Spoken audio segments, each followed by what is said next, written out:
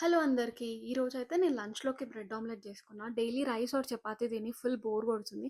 And నాలాగా cravings ఉన్న వాళ్ళకైతే డిఫరెంట్‌గా ట్రై చేయాలనిపిస్తూనే ఉంటది.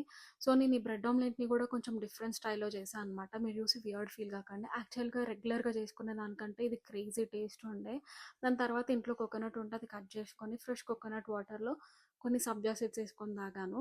బికాజ్ అసలే ఫుల్ సమ్మర్ అండ్ అందులో నేను ఎగ్స్ తిన్నా.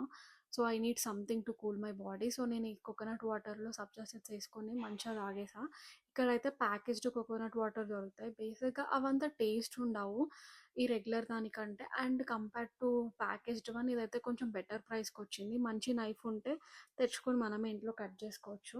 దాని తర్వాత నేను గ్రాసరీ షాపింగ్‌కెళ్ళి అప్పటికే టైం చూస్తే 8:30 అయింది. ఫుల్ ఆకలేస్తుండే. సరే అని చెప్పి మా ఇంటి పక్కన మెడిటేరియన్ రెస్టారెంట్ ఉంటే దానికెళ్ళి చికెన్ షవర్మా ఆర్డర్ చేశా. ఆల్మోస్ట్ వాళ్ళకున్న రష్‌కైతే 30 మినిట్స్ టైం తీసుకున్నారు. నేను అక్కడ కూర్చొని ఆలోచిస్తుండే. ఈ గ్యాప్‌లో నేను మా ఇంటికెళ్ళి రైస్ పెట్టేసుకొని తినేస్తుండే గూడా అని చెప్పి. బట్ నాకున్న ఆకలికి నేను వండుకునే ఓపిక లేదు. సో, అందుకే అక్కడికెళ్ళి ఆర్డర్ చేశా. ఇప్పుడు 30 మినిట్స్ వెయిట్ చేయాల్సిందే. నేను నా షవర్మా వచ్చే వరకు వెయిట్ చేశా. సో, నేనిది సెకండ్ టైమ్ వీళ్ళ దగ్గరికెళ్ళడము. బేసిక్‌గా ఏ మెడిటేరియన్‌లోనైనా చికెన్ ఎక్కువ పెట్టి అండ్ వాళ్ళు కొంచెం సాస్ తక్కువేస్తారు. బట్ వీళ్ళ ప్లేస్‌లో చికెన్ ఎంతిస్తారో సాస్ కూడా మంచిగా ఫిల్ చేస్తారనమాట. తింటుంటే ఎంత యమ్మీ ఉంటదో అసలు డ్రై టేస్టే ఉండదు. మస్ట్ ట్రై ప్లేస్ అనమాట అసలిది. That's all from my today's vlog. Hope మీ అందరికీ నచ్చుతుంది అనుకుంటున్నాను. Stay tuned for more mini vlogs. Thank you.